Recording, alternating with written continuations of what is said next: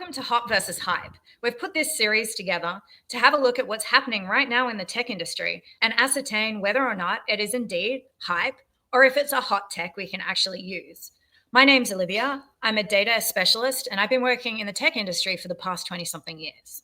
My name's Andrew. I'm an architect and security expert. Each episode will be featuring industry experts, real-world discussions, and some tips for your next project. So stay with us as we help you to determine what is hot and what is hype.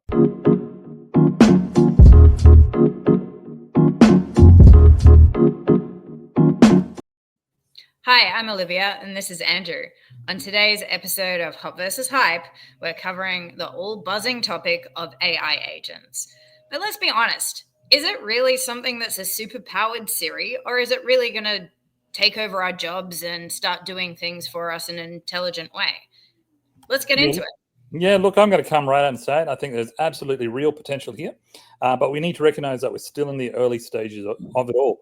You know, they're not a magic bullet. They're powerful tools with some limitations.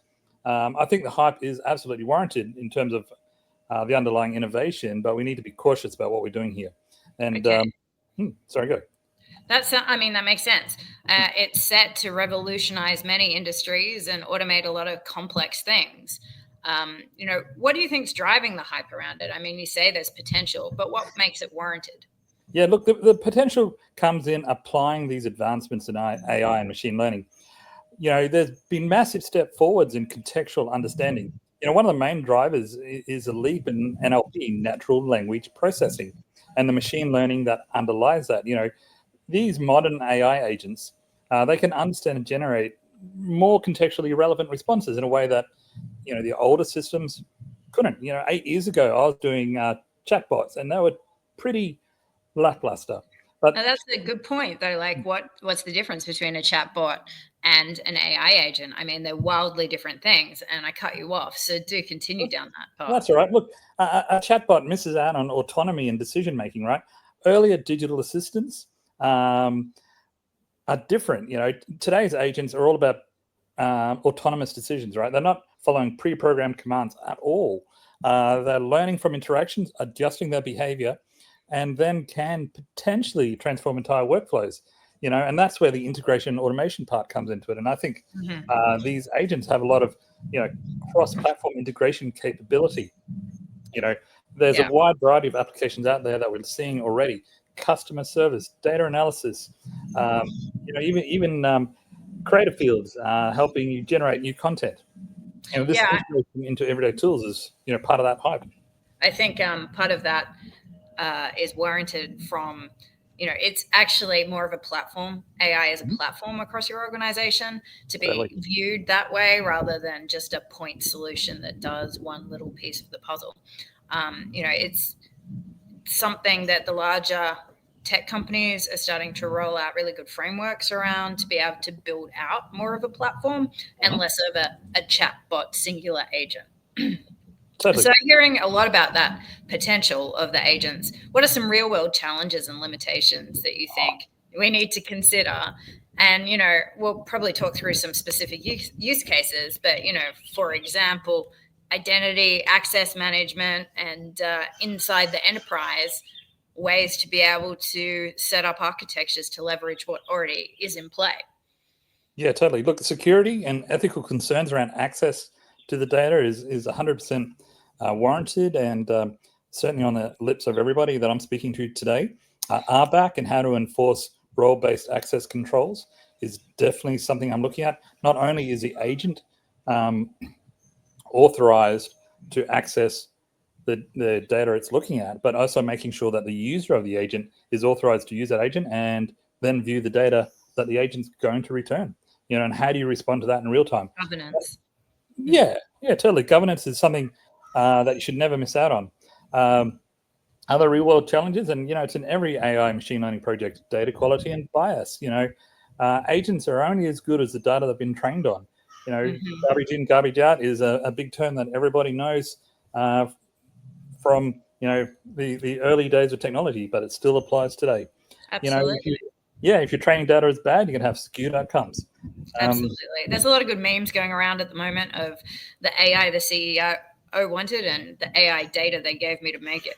I don't know if you've seen those ones, but they're pretty good. I think I missed that one. You got to share it. I'll have to send it to you afterwards. We'll pass in that meme here in the video. No. Yes, we should do it here in the video chat. But I think there's definitely some enterprise challenges around governance. But then, the more basic things that we have with just applications today, being able to scale it, latency, the infrastructure cost, and just the appropriate architecture for what's at hand. So it's definitely in its infancy. So it's exciting because it's pioneering stage. But there's a lot of things that are changing rapidly. Totally. Given that, what would you suggest would be a specific use case where an AI agent may not be the best solution? Well, look, there are certainly scenarios where human judgment is absolutely irreplaceable. Complex legal decisions, nuanced medical advice, training that requires deep emotional intelligence.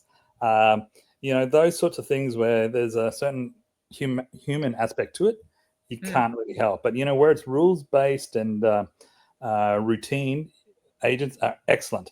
I think there's lots of opportunity in there to tackle that now, then deepen our experience in those areas as technology improves. I think, based off what you said before as well, garbage in, garbage out, old term, but, based on the information that you're able to make available to an AI agent, definitely there's some things that they're not the best solution for, where a human might be better to be able to see that as well. But looking beyond the hype, what are some of the key trends and developments within the field that you think are most promising for AI agents? Multimodal capabilities, one of the most exciting things I'm seeing right now is not just processing text, but they can do voice, image, video.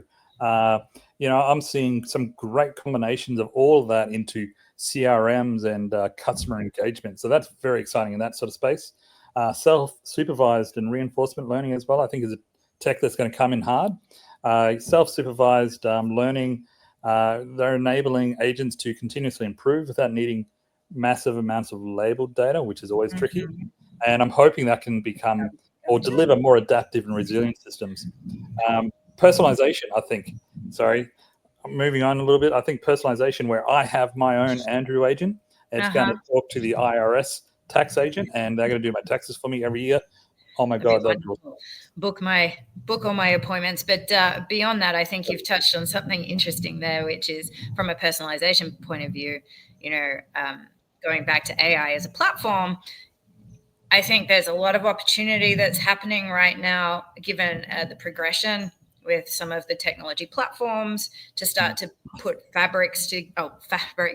frameworks together to start different parts of an organization or different parts of an enterprise beyond consumer to orchestrate solving bigger problems and automate cross-cutting concerns in a way that actually starts to add value.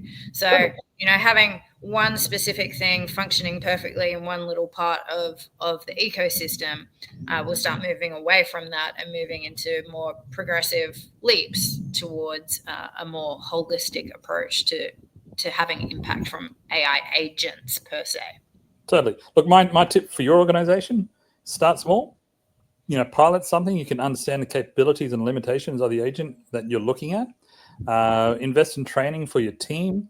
Work alongside the agents.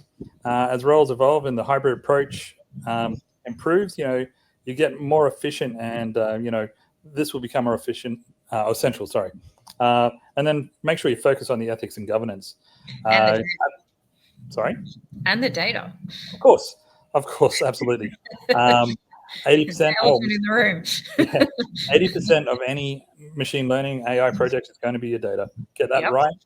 Get your cloud data and infrastructure right, or cloud data and security right, and you're off to a good start. Get the ethics and governance right, and you're going to have something that is definitely capable. Yeah. So is it hot or is it hype? Naturally, they're hot, but only if we approach integration thoughtfully and pragmatically.